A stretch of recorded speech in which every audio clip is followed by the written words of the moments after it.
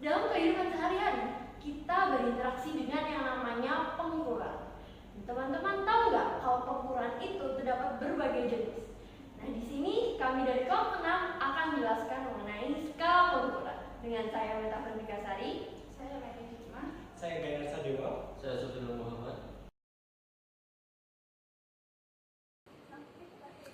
Baik, setelah mengetahui mengenai definisi dari skala pengukuran, kini saatnya untuk mengetahui jenis-jenis dari skala pengukuran.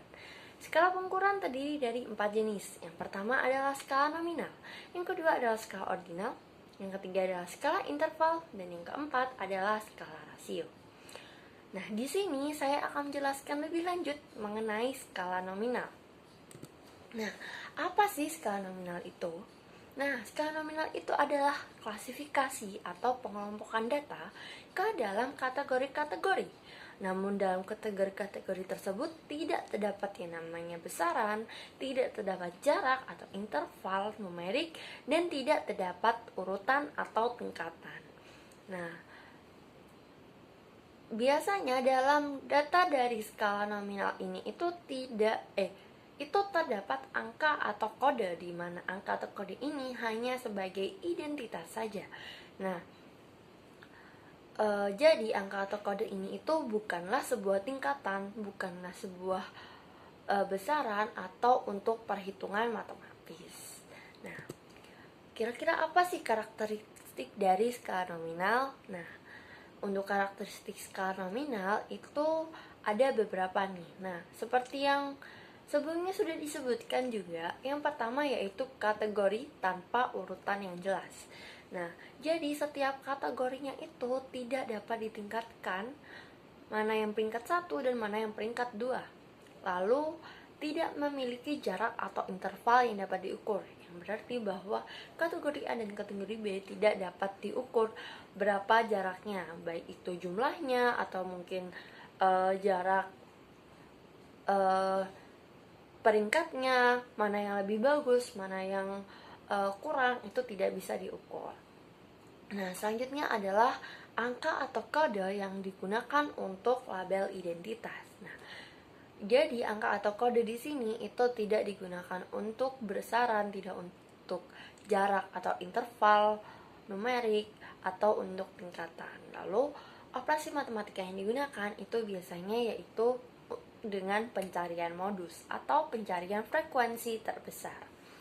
Nah, untuk lebih jelasnya kita bisa lihat mengenai contoh penerapannya. Nah, di sini sudah terdapat 3 contoh penerapan dalam bidang industri, dalam penelitian, dan dalam kehidupan sehari-hari.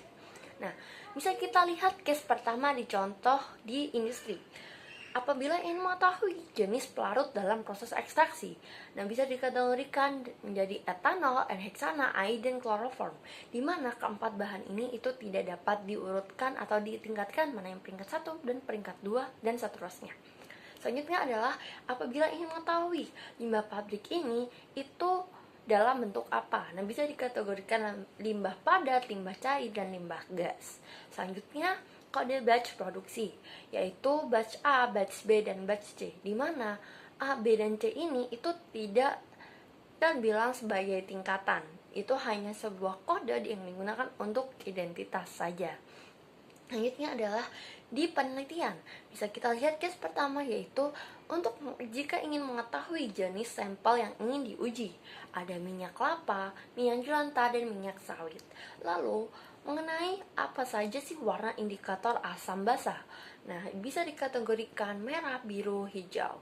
Lalu, selanjutnya, case ketiga yaitu bila ingin mengetahui jenis apakah plastik ini, dan bisa dikategorikan menjadi PP, PVC, dan PET. Baik, selanjutnya mengenai contoh penerapan di kehidupan sehari-hari. Nah, yang case pertama bisa kita lihat mengenai klasifikasi jenis kelamin menjadi laki-laki dan perempuan, di mana kita tidak bisa memperingkatkan bahwa atau mengklasifikasikan bahwa laki-laki itu lebih baik daripada perempuan dan sebaliknya. Nah, selanjutnya nomor identitas seperti telepon, NIM, atau plat nomor kendaraan, di mana nomor-nomor ini tuh kan ini bukanlah urutan atau tingkatan, atau besaran juga bukan. Jadi mereka nomor-nomor ini hanyalah nomor identitas saja. Selanjutnya yaitu mengenai pengelompokan merek sabun cuci menjadi merek A, merek B, dan merek C dan D. Nah, dan kode-kode ini juga itu bukan merupakan urutan atau tingkatan. Selanjutnya adalah skala ordinal.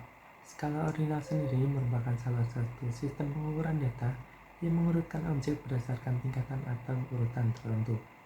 Berbeda dengan skala nominal sebelumnya yang hanya membedakan kategori tanpa urutan. Pada skala ordinal, kita mampu menunjukkan urutan atau ranking dari data yang kita amati. Namun, untuk jarak atau tiap tingkatan tidak dapat diukur secara pasti.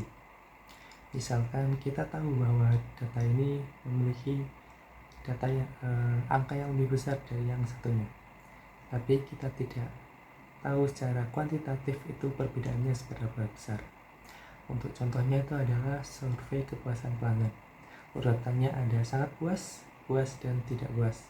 Nah, ini kan ada selisih dari kedua masing-masing datanya, tetapi kita tidak tahu jelas itu seberapa perbedaannya. Kemudian untuk karakteristik dari skala ordinal, yaitu data diukur berdasarkan urutan atau tingkatan yang jelas, misalkan pada urutan ranking ataupun urutan tingkat pendidikan. Kemudian dari urutan antar tingkatan tidak dapat diukur besar kecilnya, karena dari skala ordinal sendiri tidak memiliki nilai nol absolut seperti pada skala interval atau rasio. Kemudian karena tidak memuat titik nol absolut, nah jadi kita tidak memiliki acuan yang pasti untuk menentukan pembagian atau pengurangannya. Kemudian operasi matematis yang dapat kita gunakan hanya terbatas pada perhitungan median dan mode saja. Artinya, kita tidak bisa melakukan penjumlahan maupun pengurangan secara matematis untuk skala ordinal. Nah, untuk penerapan skala ordinal sendiri, misalkan pada bidang industri, yaitu penerapannya adalah pada tingkat keberosan pada suatu bahan. Misalkan dari suatu bahan produksi tersebut, kita bagi menjadi klasifikasi yaitu rendah, sedang, dan tinggi. Kemudian pada dunia penelitian, skala ordinal sendiri dapat diaplikasikan pada hasil kuesioner. Misalkan pada tingkat responden, yaitu ada sangat baik, baik, cukup, dan kurang. Kemudian untuk yang kehidupan sehari-hari, yaitu adalah peringkat juara lomba. Misalkan juara 1, juara 2, dan juara 3. Kita tahu bahwa juara 1 itu lebih baik dari juara 2, tetapi kita tidak tahu pasti berapa nilai angka antara perbedaan dari kedua data tersebut. Nah, dari skala ordinal ini penting untuk memudahkan analisis data yang membutuhkan pengurutan atau perangingan tertentu tanpa perlu mengetahui nilai mutlak atau perbedaannya. Nah, kemudian yang selanjutnya itu ada skala interval, yaitu salah satu jenis skala pengukuran dalam statistika yang digunakan untuk mengukur data kuantitatif yang memiliki jarak yang sama dan teratur. Nah, jarak atau interval A2 di situ memiliki arti yang nyata tetapi tidak memiliki nol mutlak. Artinya, nol mutlak di sini itu hanya sebagai titik acuan. Nah, skala interval ini memiliki karakteristik, diantaranya yang pertama itu datanya itu bersifat kuantitatif. Kemudian yang kedua itu interval atau selisihnya itu bisa dibandingkan. Kemudian yang ketiga itu tidak ada nol absolut. Kemudian yang selanjutnya itu tidak bisa dilakukan menggunakan perhitungan rasio. Kemudian yang terakhir itu dapat dilakukan operasi penjumlahan, pengurangan, atau simpangan baku. Nah, kemudian itu ada beberapa contohnya yang diterapkan dalam industri, diantaranya itu untuk mengukur suhu proses produksi, kemudian ada untuk menentukan jam kerja, kemudian ada dalam penilaian tingkat pasar pelanggan atau karya sehari-hari itu ada pengukuran suhu ruangan atau mesin, kemudian ada perhitungan kalender. Kemudian untuk contohnya dalam penelitian itu yang pertama itu analisis suhu fermentasi dalam derajat Celcius. Kemudian ada studi kepuasan pelanggan. Kemudian yang terakhir itu ada quality control serta ada riset ergonomi industri. Kemudian untuk karakteristik rasio dimana untuk identitasnya dia dapat dibedakan, dan untuk urutannya dia bisa diurutkan secara normal. Kemudian untuk jaraknya, dan untuk setiap jarak tiap rasio itu memiliki makna tersendiri. Kemudian untuk non mutlak dimana skala rasio sendiri memiliki non mutlak sebagai titik absolut awal dari rasio itu sendiri. Kemudian untuk perbandingan rasio itu bermacam-macam, seperti contohnya terdapat perbandingan 2 kali lebih ataupun setengah dari angka-angka yang ada dalam rasio itu sendiri. Selanjutnya yaitu karakteristik dari skala rasio sendiri, mana dari skala rasio sendiri itu dia untuk identitas dari datanya sangat mudah untuk dibedakan. Kemudian untuk data-data yang dimiliki dalam skala rasio sendiri juga dapat diurutkan secara runtuh. Kemudian untuk jarak tiap rasio yang ada itu juga memiliki makna tertentu. Misal dalam satu rasio itu berjarakan 1, 3, 5 atau 7. Nah, dimana rasio itu nanti tiap jaraknya yaitu berbeda 2. Kemudian untuk karakteristik skala rasio sendiri memiliki non mutlak.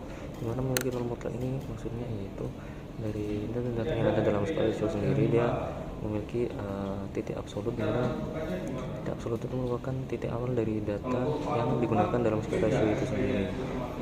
Kemudian untuk skala rasio sendiri dapat digunakan sebagai perbandingan nilai rasio seperti namanya.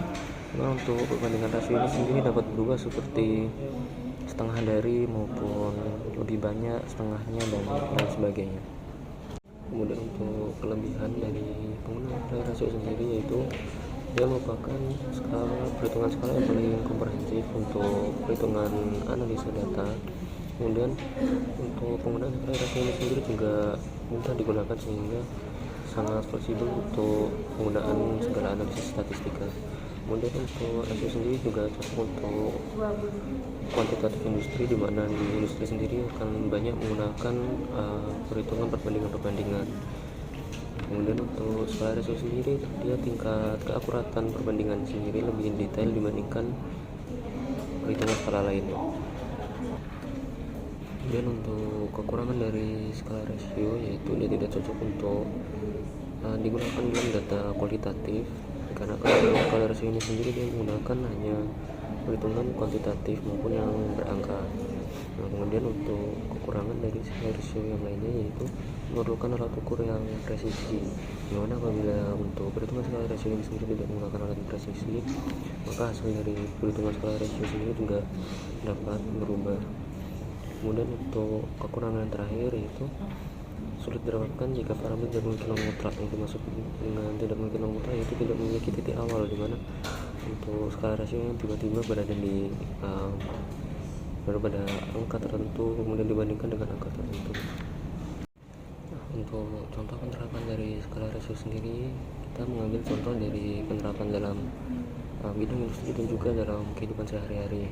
Nah, dalam contoh industri untuk penerapannya kita mengambil 3 contoh. Yang pertama yaitu dalam industri manufaktur, industri kimia dan juga industri konstruksi. Kemudian untuk dalam kehidupan sehari-hari mengambil 3 contoh, yang pertama untuk kesehatan olahraga, kemudian ekonomi pribadi, dan juga yang terakhir yaitu dalam aktivitas hari-hari. Nah, dalam contoh penerapan industri dalam produksi manufaktur itu untuk penggunaan skala rasio sendiri dapat berubah seperti perbandingan dalam pieces. Seperti contoh yang pertama yaitu mengukur jumlah unit produk yang dihasilkan dari 500 pieces dibandingkan dengan 1000 pieces, yaitu dengan perbandingan skala rasionya 2 kali lipat. Kemudian untuk skala rasio yang lainnya itu juga dapat berubah seperti satuan berat dan maupun satuan waktu. Nah, kemudian dalam penerapan industri kimianya yaitu dapat penerapan skala rasio ini sendiri berupa seperti satuan larutan maupun satuan biaya produksi yaitu dalam mata uang. Nah, kemudian dalam kehidupan sehari-hari untuk penerapannya dalam bidang kesehatan dan juga olahraga itu seperti yang disebutkan sebelumnya, dalam bidang industri juga itu menggunakan dipergunakan dalam satuan waktu, satuan berat maupun satuan panjang.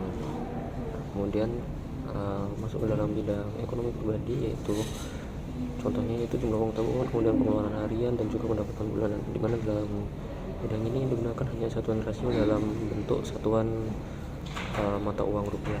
Gitu.